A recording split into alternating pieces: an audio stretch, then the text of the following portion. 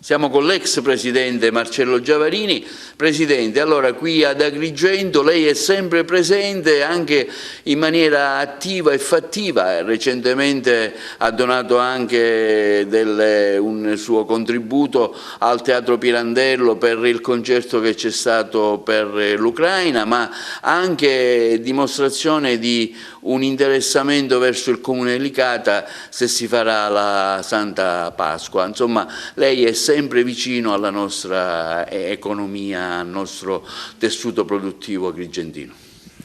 Sì, effettivamente Licata, Agrigento, la provincia sempre mi è rimasta nel cuore. Per quanto riguarda il tema dei concerti non potevo non collaborare perché sono veramente molto sensibile. La guerra è una cosa che non si dovrebbe mai fare, specialmente nel 2022. Per quanto riguarda la confraternita di Licata, il Comune, quindi per il Covid che forse sono ancora un po' in sospeso se si fanno le processioni, se dovessero portarle avanti io ci sarò a dare un contributo, fare in modo che i ragazzi, i bambini possano finalmente dopo 2 anni di Covid poter andare in giro per la città. Non è stato solo questo, c'è stata un'azione fattiva anche verso la scuola dell'Acragas, se non ricordo male, donando appunto degli abbonamenti.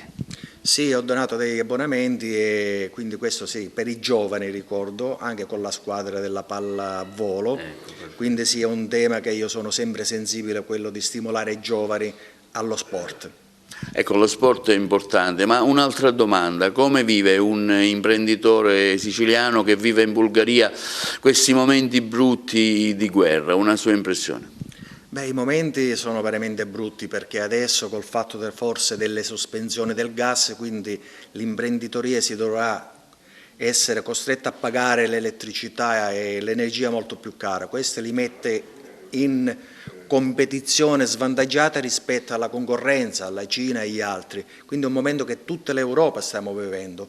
Noi in Bulgaria, essendo più vicino al confine, c'è un po' di tensione in più.